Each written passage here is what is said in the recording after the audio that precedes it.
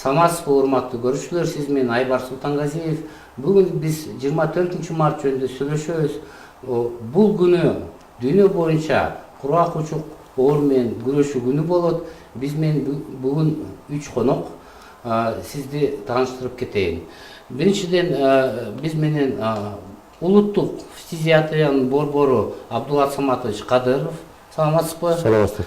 Экинчиден биз менен ушул шаардын кургак учук каршы борборунун жетекчиси Марипат Мойдоновна. Саламатсызбы? TB People деген TB People Кыргызстан уюмунун жетекчиси Хаитов Дилшат. Саламатсызбы? Эми ушул күнү дүйнөнүн баардыгы кургак учук менен күрөшөт экен. Биздин да мамлекет, биздин Кыргызстан көп аракет кылып атат.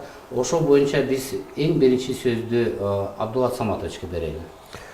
Эми бүгүнкү күндө бизде Кыргызстанда ушу кургак учук боюнча кырдаал туруктуу десек болот. Себеби жылдан жылга ушул кургак учукка чалдыккандардын, анан кургак учуктан болгон өлүмдүн азайып атат. Мисалы үчүн эң жогорку көрсөткүч бизде 2001 жыл болгон. Анда 100 миң калктын санына карата кургак учукка чалдыккандардын саны 168 болсо, 18 жылдын маалыматы боюнча ушул көрсөткүч 85ке түштү. Бул деген ошо 2001 жылдын көрсөткүчтөрү менен салыштырганда, что бизде Кыргызстанда 50%ке кургак учуктун азайгандыгы байкалып атат. Андан тышкаркы негизги бир көрсөткүчтүн бири ушу кургак учуктан болгон өлүм. Жана мен айтканда ушу өлүм дагы эң жогору көрсөткүч 2001 жыл болгон. Анда ошо 100 миң калктын санына карата өлгөндөрдүн саны 27 болсо, 2018 жылдын көрсөткүчү боюнча бул көрсөткүч 4,16га азайды. Эмне себептен ушундай азайып атат? Бир мамлекет кандай иш жүргүзүп атат бул боюнча? Эми бул жактан бул аябай туура суроо берип атканыңар. Бул жерден негизинен ошол биздин кургак учук боюнча абалынын жакшырышынын негизги бир мемелери болуп, бул ушул өкмөт тарабынан, андан кийин эл аралык донорлор тарабынан ушул кургак учукка күрөшүүдө көп көңүл бурулуп атат да. Мисалы үчүн жылдан жылга ушул кургак учукка каржылоонун эсеби да көбөйүп атат. Акыркы жылдарда, акыркы 2 жылда ушу өкмөт тарабынан ушу кургак учукка каршы программанын каржылоосу 806 миллионго чейин көтөрүлүп атат. Андан тышкары ушу биз ар түрдүү бизде Кыргызстанда донорлук организациялар бар. Бул глобальный фонд, андан тышкары USAID, алардын проекттери, анан кийин Немец өнүгүү банкы, Международный Красный Крест, анан МСФ жана башка ушул эл аралык уюмдардын жардамы менен көп иштер өткөрүлүп атат да. Анан чынын айтыш керек, бул жерде бул кургак учук менен күрөшүүдө жалаң эле медиктердин кылган кызматы бул аздык кылат. Бул өзүңөр билесиңер, бул кургак учук оорусу бул социалдык оору. Бул жерде бизге дагы аябай көп жардамды болгон гражданский обществолор, ошолордун дагы көрсөткөн жардамы болуп атат да. Биз ошонун баардыгыбыз биргелешип ушу күрөш жүргөндүктүн натыйжасы ушул болуп салат. Жылдан жылга ушу бизге кургак учуктун көрсөткүчтөрү жакшырып атат. Ушу передачаны өткөрүүнүн алдында биз элге суроо бердик да. Эми мына мыйзам бар, ушул кургак учук күрөшүү боюнча. Жакында дагы бир өзгөрүүлөр болду бул мыйзамда. Негизи эл сурап атат да, ушу кургак учукту айыктырыш үчүн канча каражат керек? Адам элдин өзүнүн төлөө дарыларына бир канча ушул лечениясы узактыгы кандай болот? Ушул жагын айтып бересизби? Эми бул кургак учук оорусунун каржылоо жана мен айтып кеттим. Негизинен ушул биз өзүңөр билесиңер, кургак учукка каршы күрөшүүнүн программасын алганбыз. Ал программанын 1 жылдык баягы потребности деп коебуз да, каржылоосунун көлөмү 1,5 миллиард сомду талап кылат. Жана мен айтпадымбы?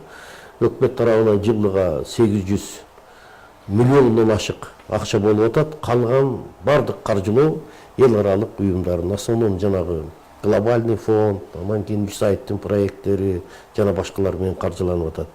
Негизинен силер жана туура суроо бердиңер. Бул кургак учук оорусунун дарылоонун баягы курсунун канча турат деп. Бул ал жана кургак учук оорусунун формаларына жараша болот. Мисалы үчүн баягы сезгич формасы деп коебуз. Бул менен ооругандар оорулардын баягы курс леченияси 6-8 айга созулат. Анан ошого жараша бир курстун каржылоого кеткен каражат $50 $110 чейин. Андан тышкары адамга бекер берилет, бүгүнкү күндө бизде Кыргызстанда ошо кургак учукту дарылоо 100% бекер. Бүгүнкү күндө бүткүл бул сезгич формасы болобу, дарыларга туруктуу формасы болобу 100% дары дармектер менен камсыздалган. Ошо туруктуу формалар боюнча ошолордун баасы канча болот? Туруктуу формаларга мындай да, азыр мисалы үчүн бүткүл дүйнөлүк саламаттык сактоо уюмдары бизде ушул туберкулез жаатында аябай жылга өзгөрүүлөр болуп атат да. Мына жакында Венада ушул саламаттык сактоо уюмунун кеңешмеси болуп келди. Бул жерге биз катышып келдик. Бул эми негизинен жанагы акыркы жылдарда өзүңөр бардыңар билесиңер, бардык жерде жазып атат. Бизден ушул кургак учук күрөшүүдөгү жүргүзүлгөн илимий изилдөөлөрдүн натыйжасында 2 жаңы препарат ойлоп табылды. Бул жана бетаклин, деламанит деп. Мисалы үчүн баштап чыгарганда ушу бетаклинди бизге рекомендовать эткенде бир курска кете турган, бир эле дарыга кете турган бул $3000 болду. Себеби ал дарыны 6 ай ичет.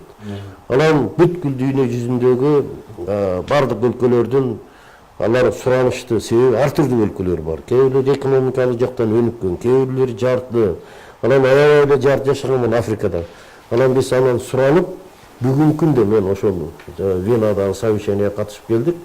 Bir жыл мурун ошол 3000 бир курсту 3000 болсо, bir жыл мурун $1200 түшүргөн. Акыркы мына биз Венадан келген соглашениеде ошол бир курска кете турган чыгым $400 чейин түшүрүп атат да. Ал бир дарысын. Бул бир дары. Калган дары менен дарылар менен эми бул эгер мындай ошо дарылардын дагы кургакка баягы туруктуу формалары ар түрдүү болот да. Мисалы үчүн бизде жанагы полирезистентти деп коет. Булардыкы $1,5 чейин бир курска акча талап кылынат. Анан жанагы множественный лекарственно устойчивый деп коет.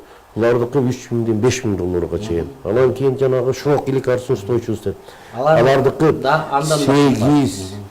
Эгер жаңы препараттар чыгат, ошону менен кошкондо $15-16 Ошо жагын баардыгын биздин мамлекет өзү жети биздин дүйнөлүк программалар менен камсыз кылат, Ооба. Мына бул дагы жакшы суроо. Бизде негизинен ушул дары-дармектерди биз көп жылдан бери ушу глобалдык фонддун эсебинен каржыланып келген да. Анан моргон ал глобалдык фонддун өзүнүн бир мындай требованиялары бар эле, эми баягы мамлекеттик каржылоого өткүлө деп да. Анан бизден Кыргызстан уже 16-жылдан баштап жанагы биринчи ряддагы дарылар деп коет, аларды жанагы сезгич формадагы туберкулөздөрдү дарылай турган. Ошол дарыларды азыркы күндө биз өкмөттүн эсебинен кабыл алып атабыз. Андан кийин өзүңөр билесиңер, жана туберкулез 5 деген программаны кабыл алганбыз.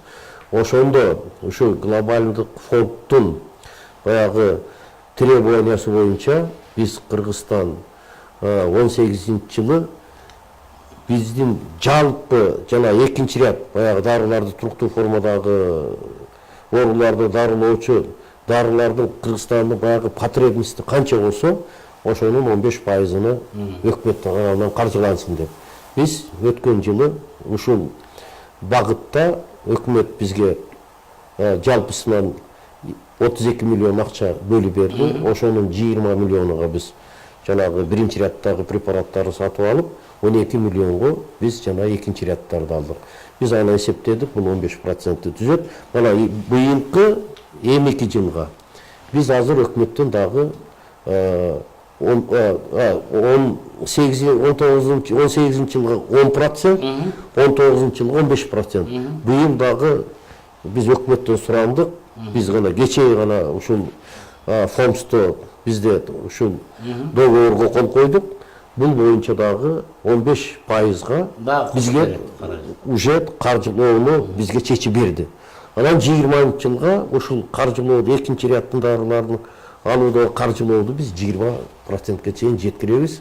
Бұл бойынша бізде алдын ала фондс менен сүйлөшүлгөн. Өзүңөр билесиңер, саламаттык сактоо тармагынын негизги каржылоо ушу фондс аркылуу. Ушул жагын Абдулла Саматович айтып кетерин, биз дагы ушул жагынан бир аракет кылып бардыгыбыз чогуу мамлекетинде биздин депутаттардан да суранат элек. 21 жылдан кийин дагы тиги глобалдык фонддун каражаты кыскаргандан кийин дагы ашыкча бир ушуга каражат бөлүп бериш керек эле деп. Эмне себептен эми билесиңер өзүңөр азыр болуп эле бир 2-3 миллион доллардай глобалдык фонд камсыз кылып атат. Ошо дарылар алып атышат, бирок алардын мындай проекттери, гранттары жок болуп калса, анда биздин мамлекет кичине кыйналып калат болуш керек. Ооба. Ошонун үчүн жанагы биз туберкулез 5 программасын кылганда ошол глобалдык фонддун баягы требованиясы боюнча биз ошол акырындан жылга 18 жыл 15, 10, 19 жылы 15, 20 жылы 20%-га өкмөт тарабынан жанагы экинчи ряддагы дарылардын туруктуу формадагы түрүн дарылоо боюнча өкмөт тарабынан бизге азыр каржылап атат. Бул жагынан жакшы. Рахмат Абдулла Саматович, Марипат Мойдун, мына эми мындай ушу кургак учук боюнча көп суроолор берет да.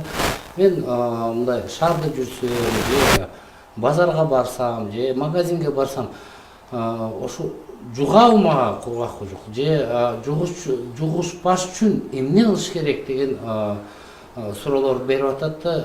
Ушу азыр мүмкүнчүлүк болуп атканда ушу айтып кетесиз ушул. Эми кургак учук негизинен бул аба аркылуу жуккан оору болгон үчүн. Ошондуктан кургак учук менен ар бир эле жерде кургак учук оорусу жугуп калышы мүмкүн. Себеби дегенде кургак учукту тараткычтар, кургак учук менен ооруган кишилер ошол базарларда да жүрүшү мүмкүн, жанагы жалпы автобус, троллейбустарда жүрүшү мүмкүн, көчөлөрдө жүрүшү мүмкүн. Ошондуктан кургак учук менен ар бир жерде кургак учук адамдарга ар бир жерде жугуп калышы мүмкүн. Себеби аба аркылуу жуккан оору. Жугушпаш үчүн эмне кылыш керек? Жукпаш үчүн негизи мурда биз организмди чыңдашыбыз керек, тамак ашты убагында жешибиз керек, физкультура менен шыктанышыбыз керек деп айтабыз.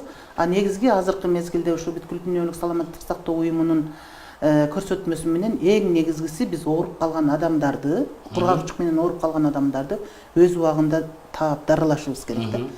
Ошол негизги профилактикалык иш-чара болуп эсептелинет. Ошондуктан эгер кургак учук оорусунун белгилери пайда болсо, ар бир Кыргызстандын жараны ошо жакын ортодогу медициналык мекемелерге келип, кайрылып, ошол жерден текшерилиш керек.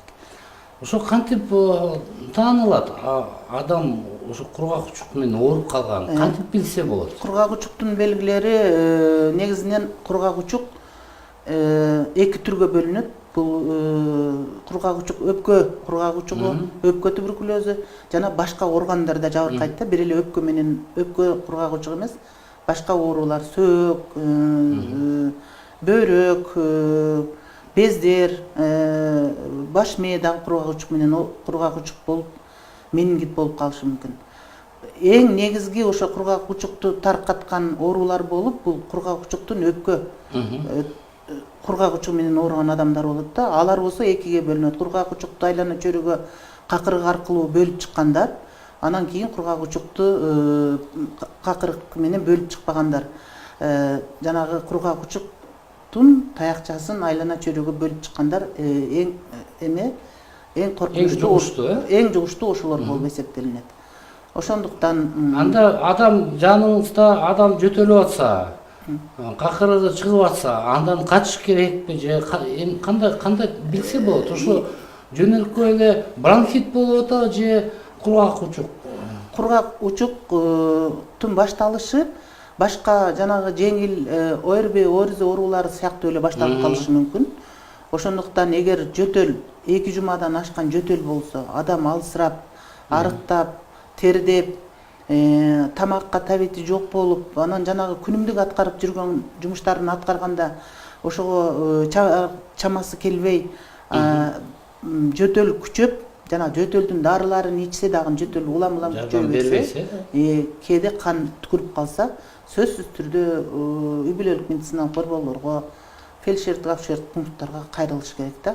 Ушу эң биринчиси 2 жумадан ашып, эгер жөтөлсө, дарылар жардам бербесе, анан жатарда же мындай жөтөлгөндө тердесе, мындай алы кетип, ошондо кайрылыш керек. Ошо биздин көрүүчүлөр билип коюш керек. Жүрө бербей, жөн эле мындай остаточный бронхит деп коюшат го балким. Ошондо эмне кылыш керек? Флюорографиядан өтүш керекпи? Же кандай? Негизинен азыр ушу туберкулездин диагнозун коюуда, кургак учуктун диагнозун коюуда какырыкты изилдөө эң чоң мааниге ие да. Сөзсүз түрдө ошо жашаган жерде медициналык мекемеге барып, жөтөл 2 жумадан ашык болуп, жөтөл кыйнап, жанагы жөтөлдүн дарылары жардам бербей жатса, сөзсүз үй бүлөлүк медициналык борборго барып, врачына кайрылып, какырыкты изилдешибиз керек биринчи эмеде. Андан кийин флюорографиялык же рентгенографиялык изилдөөдөн өтөт оорулар. Эки түр анализдер бар экен. Негизи ошо өпкө кургак учугунун диагноз коюу, эгер оорулуу жөтөлүп атса, какырык бөлүп чыгарып атса, бул жеңил эле да, башка ооруларга салыштырмалуу. Какырыкты бат тез изилдешибиз керек. Мен бир кошумча кылып коеюн, Айбар. Айтыңыз. Бул жерде аябай жакшы суроо атат. Маврогон бүткүл дүйнөлүк саламаттык сактоо уюмунун берген маалыматтары бар да. Дүйнө жүзүндөгү калктын 1/3 бөлүгү жанагы туберкулез оорусуну пайда кылуучу микробтор менен жабырланган да. Бирок ошол инфицировать этилген кишилердин болгону 5 же 7 киши эле туберкулез менен ооруйт.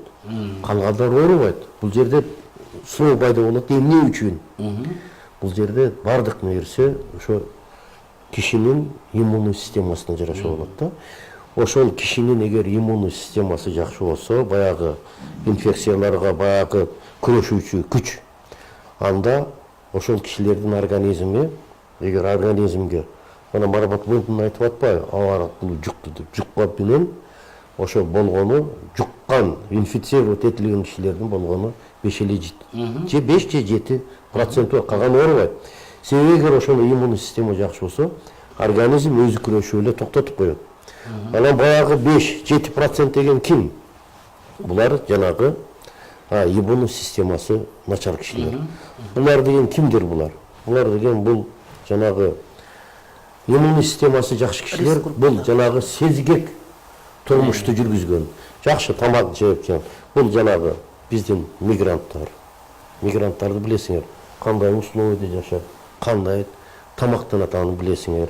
Анан баягы наркомандар, алкоголиктер, баягы нормальный, жакшы тамактанбаган кишилер, бекеринен айтпайт бул туберкулез, бул иммунитеттери мындай начар. Баардыгы иммунитетке жараша болот.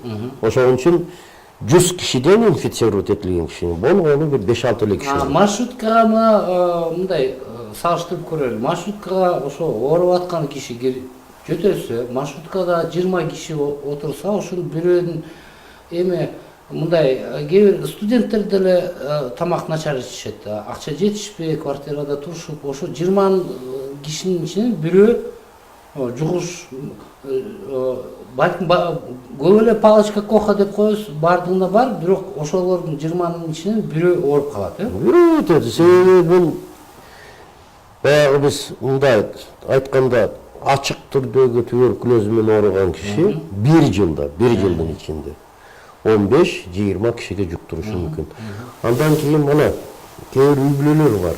ошол үй бүлөдө бирөө ачык түрдө туберкулез менен ооруйт, а бирок калгандары оорубайт.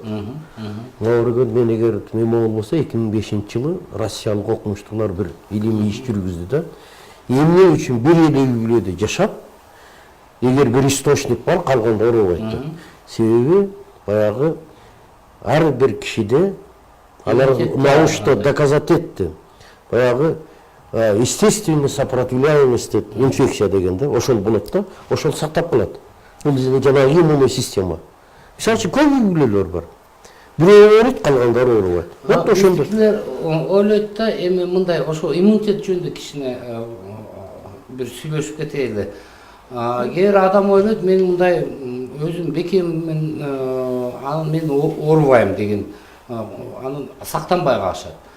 Мындай сыртынан билсе болобу, ошо адамдын иммунитети жакшы же жаман, кээде жанакы стресс деп коебуз. Ошо влияние береби?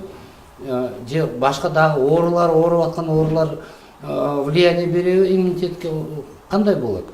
Бул жерде жанагы группа риск деп коебуз. Аларга ким кирет? Мисалы үчүн жана ВИЧ-инфицированныйлар. ВИЧ-инфицирован, ВИЧ деген ал баягы иммундук системасы. Все, алардан ошондойлор.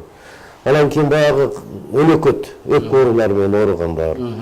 Мисалы үчүн баягы бронхит, хроническая пневмония, ошолор, сахарный диабет. Анан кийин кээ бир оорулар бар. Баягы постоянно стероиддин, гормондордун ичкенде. Ошолордун баардыгы, ошол гормонду прием кылгандардын баардыгы алар жанагы иммун системаны подавить этип коет да. Ошол үчүн ооруган жана биз айткан оорулардын баардыгы ошолор менен ооруган кишилердин баардыгы группа рискке кирет. Себеби аларда постоянно иммунный системасы начар болот.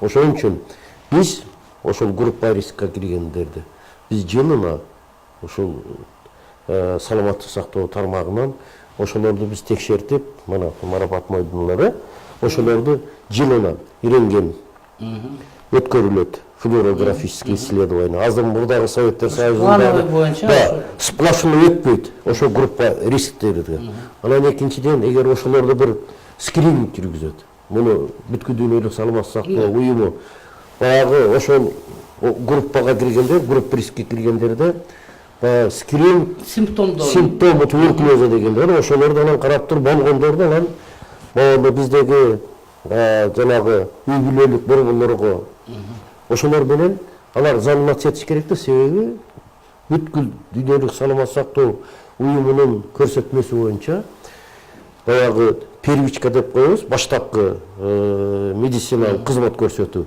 ошолор бардыгы, себеби жөтөлүп калса дагы же слабый болуп калса да биринчи очурут ошол үй бүлөлөр борборго катышат да. Ошол жерден биз сортировка кылып туруп ошолордон ошол боюнча эми жана сиз айтып кеттиңиз, бул кургак кучук жөнөкөй бир оору эмес, ал социалдык оору. Ошол боюнча мына азыр ошо акыркы жылдары биздин кургак кучук күрөшүү боюнча ар кандай уюмдар да кошулуп баштады. Биздин гражданский общество деп коебуз, бүгүн мына Дилшатта отурат. Ошол жагынан социалдык жардам боюнча же түшүндүрүк боюнча же алдын алуу иш аткаруу жүргүзүү боюнча ошо кандай деп ойлойсуз? Эмне кандай жардам бере алат ошо биздин коомдор? Рахмат. Биринчиден, азыр Абдулла Саматович Марапат Мойдунун айтып өткөндөй, кургак кучук бул социалдык оору, буга мен толугу менен кошулам. Бирок бир нерсени билиш керек, кургак кучук менен мурда тарыхта 100 жыл, 200 жыл мурда бизде Дзержинский көчөсү бар, Белинский көчөсү бар. Ошол кишилер да кургак кучук менен ооруган кишилер. Алар эч кандай баягы Абдулла Саматович айткандай группа рискке кирбеген. Бизде азыркы мезгилде бизде Кыргызстанда кургак кучукка каршы бүт дары-дармектер, мына өзүңөр эчтиңер, азыр уктуңар, то есть бардыгы бекер, бардыгы каржыланып турат, донорлор аркылуу, мамлекет аркылуу, бүт лабораториялык бүт жабдуулар бардыгы бар. Эмне үчүн биз кургак кучуктун аягына жетпей атабыз? Бул азыр мен сизге жоопту берем. Биринчи көйгөй бул баягы стигма дискриминация деп коет орусчасы, кыргызчасы кодулоо жана басмырлоо. Эмнеге кургагучтук менен ооруган адамдарды аныктоо, мына кургагучтукка каршы борборлорго аныктоо өтө кыйын болуп атат. Эмнеге дегенде, кургагучтуктун белгилери болуп калганда элдер ушу дарыгерлерге барып көрүнгөндөн коркот, уялат. Мен барып кургагучтук болуп калсам, диагноз менде аныкталып калса, анан менден элдер четтелип калабы деп, или аныктаган мезгилде дагы элдер өздөрү четтеп коет. Ошондой мезгилдер болбосун деп, азыр биздин ошол мындай НПО деп коет, уюмдар, гражданский активисттер ошондой иш-чаралар алып барабыз. Биз элге кургагучтук боюнча туура маалымат жеткирүү, Марапат Модионун айткандай баягы белгилерине жеткирүү, кургагучтуктун дары дармектери бардыгы бекер биринчиден. Экинчиден, кургагучтуктун белгилери мындай 2-3 белгиси бар. Биринчи мындай основной симптом деп коет. Ошол болгон мезгилде дарыгерге кайрылгыла, коркпогула, силерге бул жөнөкөй эле грипп сыяктуу оору болуп калыш керек. Келечекте мен ойлойм, азыр кургагучтук деп бул деңгээлде дүйнө жүзүндө айтып жүрөт. Кургагучтук дагы ошол баягы жөнөкөй оорулар сыяктуу эле болуш керек. Мен ойлойм ошондой. Как обычный грипп, сасык тумоо, баягындай башка оорулардай да коркпой турган болуш керек да. Себеби кургагучтук бул айыкка тургандар. Ошол деңгээлде биз азыр элге туура маалымат жеткирүү боюнча ар кандай коомдук организация ошолорду азыр уюштуруп чогуу иш-чара алып барып жүрөбүз. Булардан биринчиси биздин чоң жетишкендиктерибиз бул биринчи диний ишмерлер, духовный религиозный лидер деп коет орусчасы. Бизде Кыргызстанда религия, дин жакта көп. Бизде көп дин акындары бар. Биз ошолордон эң чоңун алып, биринчиси мусулман дини, муфтият биздин, анан экинчиси православный церковь деп коет, православный церковь. Ошолор менен иш алып баштадык. Биздин азыр биринчи кандай иш-чара алып бардык? Биринчи ошол имамдарга кургагучтук боюнча туура так маалымат берүү. Кургагучтуктун белгилери болуп калса, кайсы жерге кайрылыш керек, кандай дары-дармек алат, ошол дары изилдөө, диагностика мезгилинде акча берилеби, өзүнүн чөнтөгүнөн ошол оорулар акча береби, бербейби, бүт ошону биз имамдарга айтабыз. Бунун себеби эмнеде? Себеп имамдар элдер менен иштейт. Жамаат деп коет. Бир имамда бир кичинекей мечитте 200-дөн 300-дөн адам бар. Күн сайын кирип турат. Бирок жума намаз деген намаз бар. Жума күндөрү билесиңерби? Жума намазда баягы күнүнө 5 маал намаз окубаса дагы бир жолу жумага барат. Имамдын айткан сөзүнө угушат да. Имам ошо имамдар жамаат менен иштеп, азыр имамдар менен ошондой тренингдер өткөрдүк. Анан баягы православный церковьте батюшкалар деп коет, баягы церковь Кыргызстан боюнча бир 30дан ашык церковь бар. Ошол церковьдүн батюшкалары менен, анан сестры милосердия деген бир айымдар бар экен православный церковьте. Ошолор менен чогуу иш-чаралар алып барып, муфтият менен православный церковь азыр бүт мечиттерде жума намаздарда ошондой айтылып, мына 22 март айтылып атат. Азыр мына 22 мартта биздин мына борборубузда Каси университетинин жанында бир чоң мечит бар. Ошол мечитте имам ошо кургагучтук боюнча мындай бир жума күнү 22 мартта маселе кылып берет. Ушул боюнча мына абдан көп жумуш өткөрүп атыптырсыңар. Да, бирок бир жагын айтып кетелим. Ошо мечетте балким орусча айтканда приверженность к лечению деген. Эми сиз айтып атасыз, мына грипптей болуп, бирок бул айыктырыш дарыны ичкен жагы оорураак болуп атат. Аны деген эми чувствительный деп коебу, аны 6 айга чейин, бирок азыраак дары, алардын побочный эффекттери анча көп эмес. А бирок жанакы лекарственно устойчивый туберкулез боюнча мурун адам деген 2 жыл дарыны иччи, анын ичинде дагы инъекционный уколдору бар болчу эле. Азыр курстар кыскарды, бирок Марипа Майдунова ошо жагынан адам деген кыйналат. Ошо дарыны ичип бүткүчө. абдан оор дарылар бар.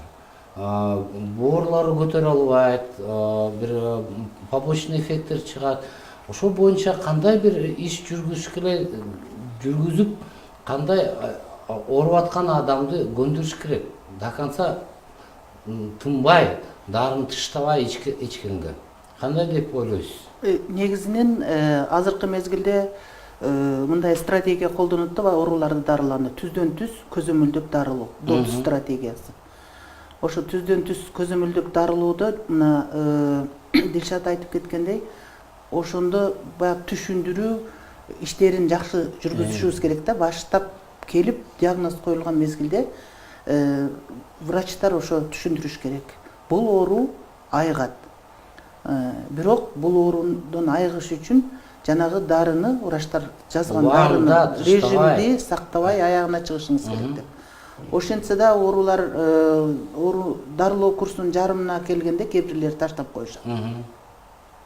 Биз ошол врачтар, анан кийин жанагы эмелер, социалдык кызматкерлер ооруга дагы эле түшүндүрүп айтышыбыз керек да. Оорудан бирөтөлө айыгыш үчүн ошо дарынын курсун аягына чыгаргыла деп. Булар негизи ооруп аткан кишилер түшүнбөйт болуш керек. Мына жарымына чейин ичип таштап койсо, оору кайта эле бир мындай 1-2 ай чыкпай, анан кайта эле чыгып, кайта күчөйт. Андан да оор болуп калат. Бул ошондойбу? Оору күчөп, кайталанып, андан да оор болуп, эгер оорунун сезимтал түрү болсо, чувствительный түрү болсо, дарын өзгүлтүккө учуратса, бир канча мөөнөттөн кийин 1 ай, 2 ай өзгүлтүккө учуратса, ошол эле оору жана жеңил түрү, жана оорунун дарыга туруктуу түрүнө өтүп кетет деп түшүндүрүп айтсак, ошондо ооруларга жетип түшүнүп, андан ары дарысын улантат. Ошо ооруп аткан кишилерди бир четтен түшүнөм да, биз эми ар бир адам врач болсо деле, мына биздин холодильниктерди ачса, же аптечкаларыбызды ачса, бүтпөгөн бир антибиотиктер жатат, дарылар жатат. Бир да адам аягына чейин оңой менен чыкпайт. Кичине симптомдор жоголсо эле кайта таштап коет.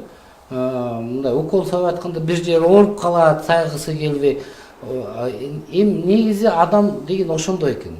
Бирок кургак учук ошо бир мындай айтканда рисктер көп. Кайта эле туруктуу формасына өтүп ооруганга, дарыга туруктуу формасына. Ушул жагын мындай бир уюмдары, коомдук уюмдары жардам бере алат болуш керек, Мен ошого айтып берейин. Оорогон биз USAID-тин жанагы туберкулезди жеңебиз деген проекти бар го. Ушулар бул бир Кемин районунда ушул гражданское обществонун жардамы менен бир жакшы бир изилдөө жүргүздү. Бул общественный помощниктер деп. Ошондо оору киши туберкулез менен, жана Марапат мырза айтып кетпедиби? Эгер ошо ДОТС программанын негизги максаты бул контролируемое лечение. Жана кичине бизге да келет да. Стационарга абалы оор болуп түшүп, анан 3-4 ай дарылагандан кийин жакшы болуп калат дагы. Анан жана күзгүлтүккө учуратып коюп көп болуп атпайбы? Бизде ушул Кыргызстанда ушул проблема аябай чоң болду да. Анан булар жанагы бир проект, Институт общественного помощника деген бир проект иштеп чыкты. Ушуну биз Кем районунда жүргүздүк. Ошол проект менен, USAID-тин проекти менен. Бул жерде оору киши өзү үй бүлөнүн бирөөлүгү, же достору, же медиктерден общественный жардамчыны алат. Анан ошонун контролу менен, анан биз ал общественный жардамчыларды биз окутабыз. Эмне кылыш керек, дарыны үзгүлтүктү ичпеш керек, же бир жана побочный явлениеси бар деп атпайсыңар. Ошол пайда болгондо обязательно врачка барыш керек деп. Анан ушул менен биз жүргүзүп, 150ден ашык Кемин районунда оорулар дарыланды да. Ошондо бизде азыр дүйнө жүзү боюнча лекарственно устойчивый туберкулездин лечениесинин эффективдүүлүгү стандартный схема менен болгон. 52-53%. Бул деген 100 кишиден биз 52-53 дарылап атабыз. Калганы болбой атпайбы? Ошого азыр жаңы режимдер, жана кыска мөөнөттүү режимдер кирип. Анан ушул жерде биз ошондук кылсак, ошол Кемин районунда бул пилот түрүндө болду да. Ошол жерде эффективность 99%га чыгып кетти. Көрдүңөрбү? Себеби жанагы Себеби оорудун мен мындай түшүнүп атам да, адам деген бул жаңгыз, бул оору менен күрөшө албайт экен. Ооба. Бул оорудан айыга албайт экен. Бирөөнүн жардамы керек. Ооба, анан ушунун негизинде азыр мына өзүңөр жакшы билесиңер, национальный полумесяцтин азыр бир проект ачылды. Булар 3 группа оорулар менен дарыланат. Бир группадагы оорулар жана видео наблюдение. Баягы новый технологиянын. Оору дарыны ичкенде смартфон менен мындай кылып туруп, больницага барып үйүнүн эле үйүндө тартып чек коет. дагы анан кийин ишкени көрсөтүп турат. Анан ошолорго жанагы биз общественный помощникти киргиздик. Анан мына азыр бул проект боюнча эми ошол общественный помощникти биз мындай таркатып атабыз да. Анан бул жерде Дилшат жакшы бир вопрос көтөрүп кетти, жанагы дискриминация и это стигма деп туруп. Бул дискриминация, стигманы көбүнчө биз медиктер өзүбүз пайда кылабыз. Анан ушунун бирден бир жок кылуунун жолу, мына өзүңөр билесиңер, азыр бүткүл дүйнө жүзү, бүткүл дүйнөлүк саламат сактоо уюму баягы амбулатордук шартта дарылоо дегенди киргизип атат. Эми бул жерде өзүнүн показаниясы бар. Кандай оорулар дарыланат, кандай оорулар. Ошо мына стигма. Эгер бир оору больницада жатса, прототуберкулоздун больницада жатса, аны бардык айтат. Ай, тиги Акматов, Ташматов ошолдор жатыптыр, барбагыла. Вот стигма. Эми ошолорду жок кылуунун бирден бир жолу жанагы амбулатордук шартта дарылоо да. Амбулатордук шартта келип, ал келип, врачтан келип туруп жанагы үй бүлөлүк борборлордон келип дарыны ичет, кетет. Ал больницада жатабы, жатпайбы, эч ким билбейт. Анан экинчи жагынан амбулатордук шартта дарылоо стационарда дарылоого караганда 3-4 эсе аз. Үчүнчүдөн ооруган киши үй бүлөсүндө өзүнүн үй бүлөсү менен бирге керек болсо иштейт, азыр жабыркатат. Да эки жагын айтып кетиш керек. Сиз туура айтып атасыз. Мына эмне себептен элдер түшүнбөйт да, эмнеге ушу ооруканалар жабылып атат. Ушу кургак Мен ошого да айтайын. Мисалы үчүн мына 12-жылы бизде Кыргызстан боюнча 26 туберкулезге каршы оорулар канундар бар эле. Мына бүгүнкү күндө ошолорду биз кыскарттык. Биринчиден, бул бизге Советтер Союзунан калган баягы наследство болуп калды. Ошол ооруканалардын алдын анча-мынчасы международный стандартка жооп бербесе бербейт. Азыр дүйнө жүзүндөгү саламаттык сактоо уюмунун эки эле себеби бар да, эмне үчүн дарыларга туруктуу формадагы туберкулез өсүп атат деп. Анын бир ошо ооруканалар ичинде бир себеби мына Марапат Мойдун айтып кетти, жанагы оорулар леченияны прервать этип туруп үзүлтүккө учураткан бир баягы микробтордо мутация башталып, анан алар өтүп кетет. Экинчи себеби ошол ооруканаларда баягы инфекциялык көзөмөлдөө, инфекциялык контроль деп коет, ошонун салама сакталбаганда. Өзүңөр билесиңер, Союз убагында бир эле отделениеде баары жатсы. Анан кийин 2005-жылдан баштап жана дарыларга туруктуулар чыга баштады. Анан бул больницада жатканда, эгер сезгич формадагы менен дарыга туруктуу формадагы жатып калса, бири-биринен баягы внутрибольничный передача инфекция болуп туруп, ошонун аркасынан көбөйүп кетти да. Да ошо элге айтып кетиш керек эле. Негизи адам убагында ушу туруктуу форма болобу же жанагы чувствительный форма болобу, убагында лечение баштаса канчадан кийин мындай жөтөлгөндө жуктурбай калат башка. Бул мындай да, ВОЗдун 2 исследование жүргүздү. Бул аябай. Бул амбулатордук шартта дарылоого өтөрдүн алдында 2 исследование жүргүздү. Алар биринчиден канча ачык түрдөгү туберкулез менен ооруган киши канча убакыт дарылангандан кийин бул жабыктырып өтөт деп. Ошо канчадан? 2 жумадан кийин ВОЗ айтып атат, 70-80% оорулар абацилион кетилет деп. Анан дагы аябай бир кызык нерсе да. Андан кийин Бөөрүгөн адекваттуу лечение деп атпайбыз. Полноценный лечение бергенден кийин, 2 күндөн кийин булар дагы оорулардын какырагын исследование кылды да. Көрсө, 2 күндүк лечениеден кийин жанагы оорудун кишинин организминде микробтор, оказывается, жөтөлгөндө айналда чөйрөдө микробтору бөлүп чыгарат экен. А бирок микроб 2 күндүк лечениеден кийин өзүнүн патогенностун жоготуп коет экен да. Ал өзүнүн күчүн байлана чөйрөгө бөлүп бирок оорууду пайда кылып атырган шарт айтканда өзүнүн күчүн жоготуп жоготуп коет. коет. Баягы вирулентности дейт, патогенность дейт бизде буддистин Биздин көрүүчүлөргө айтып койсо болот, эгер адам, сиздин туугандарыңыз, жакыныңыз леченияны баштаса, эми 2-3 күн маска менен үйдө жүрүп тургула. Ал үйдө. Андан кийин ал тууганыңар, жакыныңар коркунучтуу болбой калат. Ал биринчисин. Эң көп корксоңор, адам дарыны ичип атса, 2 жумадан кийин ал мындай андан уже безопасный болуп калат. толук менен безопасный. Ошонун үчүн ошого таянып. Бүткүл дүйнөдө саламат сактоо уюму жанагы амбулатордук шартта дарылоодо. Ошол себептен эмне керек 2 жумадан ашык больницага жаткан. Эмне керек такыр жаткан. Мындай 2-3 күн эле кичине мындай изоляция болуп турса эле жетет болуш керек, Мисалы үчүн өзүнчө бир комната чай ичип турса 2-3 эле күн. Андан кийин туугандарына кошулса болот. Кошулса боло берет. Себеби бул мооргон предмет обихода менен бул жукпайт туберкулез. Марапат Мойдун айтып кетпедиби? Баягы айлана чөйрөгө чыкканда баягы частичкалар бөлүп чыгарат. Ошондо эң опасныйлары баягы 5 микроннон 10 микронго чейинки частичкалар, ошолорду аэрозол деп коет. Ошолордогу содержать эткен микробтор опасный болот экен. Чоң размердегилер, мисалы үчүн полго түшүп атса, акыркы исследование жүргүзүп атат. Анын эгер размери чоң болсо, ошол частица абага көтөрүлүш үчүн көп энергия талап кылынат экен. Көрдүңөрбү? Алчу. Дагы ушу аяктап баратканда кичинекей дагы бир суроо карайлы. Мына жакында жаңы ушу кургак учук күрөшүү боюнча мыйзамга өзгөрүштөр кирди. Бирок биздин элибизде ушу вакциналар боюнча көп сөз болот. Анан ушу БЦЖ вакцина боюнча да өзгөрүштөр кирип, бул сөзсүз жасалсын деген мындай күчү көбүрөөк болсун, эл кайтпасын деген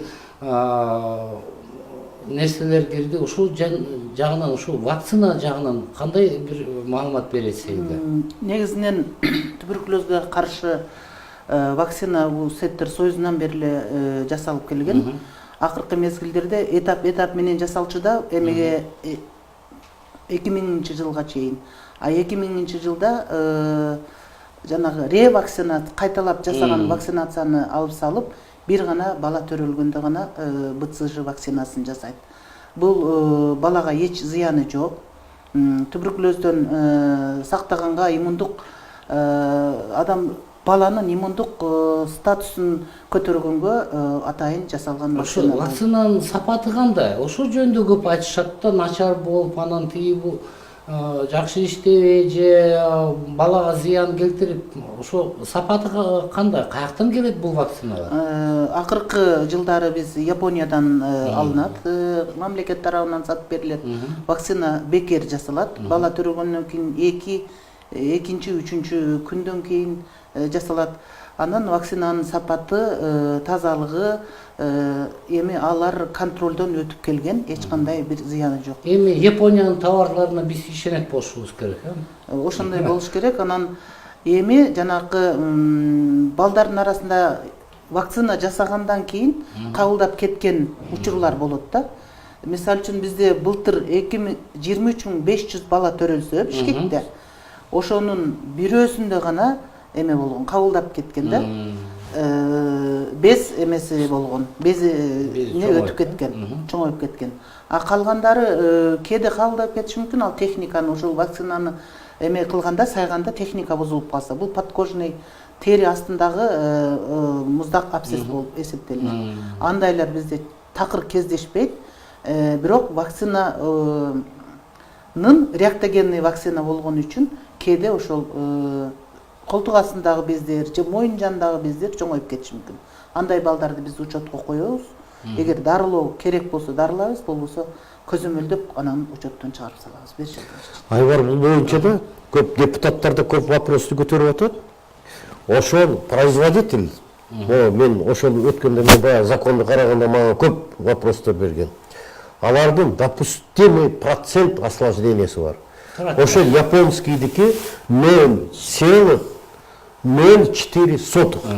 Мына Марапат Бойдунанды айтты, биз Бишкек шаары боюнча кылсак, ошонун баягы допустимый уровень делип турат да, анан ашып кеткен жок бизде Кыргызстан. Бул жактан да айтып кетиш керек, вакциналар боюнча мындай сөз болуп кетсе, bizde бир дүйнө боюнча бир 7-8 мамлекет бар. Кайсы жерде эң жакшы вакциналар чыккан Япония, Бельгия, ошолордун баардыгы ошол как раз 7-8 мамлекеттин ичине кирет.